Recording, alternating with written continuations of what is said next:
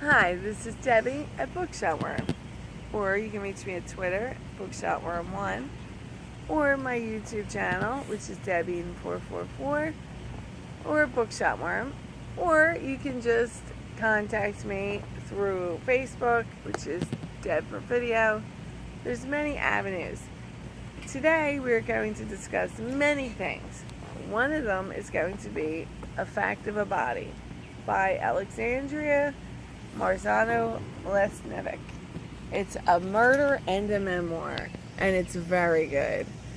I have to say, I didn't know what to expect because it was interesting how she did it. This was a woman who was gonna be a lawyer. I don't think she ever went into practice, but she was either on the prosecution or the defense. I just remember that these people were there to, even if they hated the person vilely, they did not want the death penalty.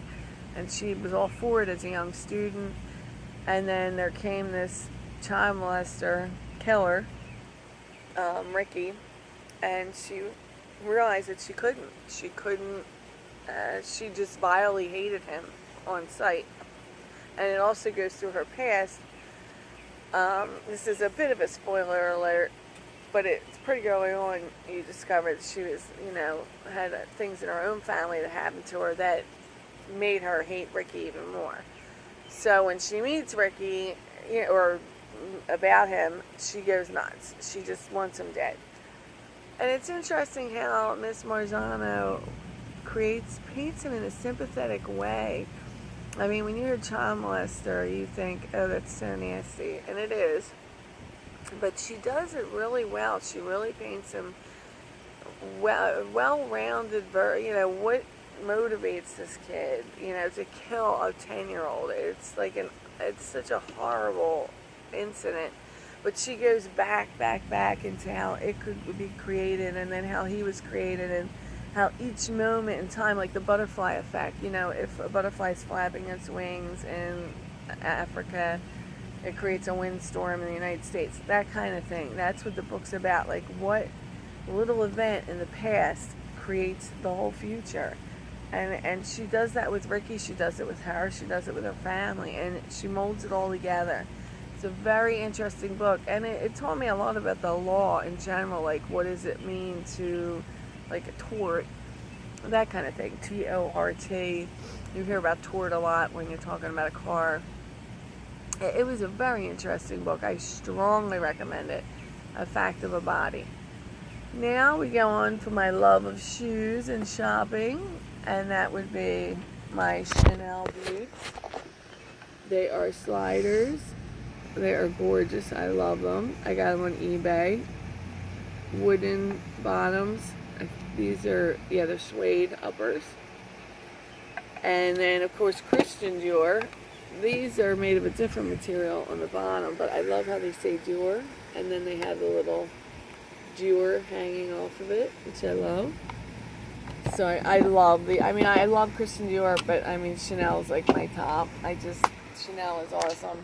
I got this bracelet this week, and I also went onto a new site, which I know has been around, but I love it, Etsy, E-T-S-Y.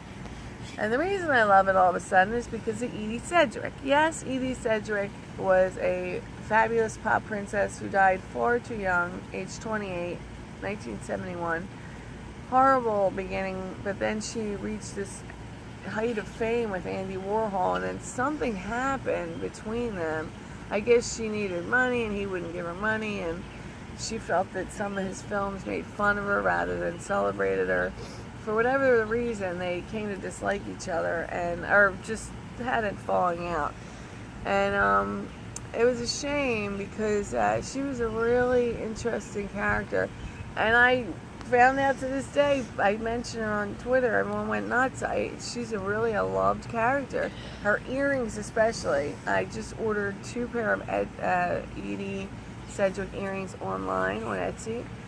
And I just think she, I saw Factory Girl, which it was only given 19% on Rotten Tomatoes, which I don't understand, because I can understand Bob Dylan's character came off as like toast.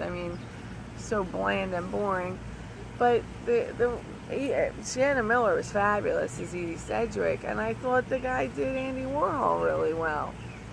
I don't understand why they hate you for the movie so much. I mean, yes, after she got on drugs, it became a cliche, but isn't that what everyone on drugs becomes? A cliche? It all ends the same way. You get more and more addicted, you go crazy, and you die. Like, that seems to be the MO. And it's a shame. She was a really pretty girl, and I guess Norman Mailer was going to give her a film debut, and in a play. Sorry, not a film, a play. And he said, you know, she emoted so much that she would have been exhausted by the third scene. That was some of the quotes I read. So apparently she was a really, you know, genuine girl, and I feel really sad for her early demise, but that seems to be the 70s way. We had Janis Joplin, Jimi Hendrix, all of them, all the greats passed away back then. So right now I am currently reading, I think I'm at the 30% mark, and it's called Before We Were Yours, and it's by Lisa Wingate, and it's on my my Kindle, and I can't wait to read it, the rest of it. And I love you guys. I keep reading bookshopworm.com because I am going to update the stories. I am currently working with Michael Alexander on our web series, which has to do with him being a psychiatrist, and you can reach him at Black Sheep Productions on YouTube. And don't you go change them. Love and kisses.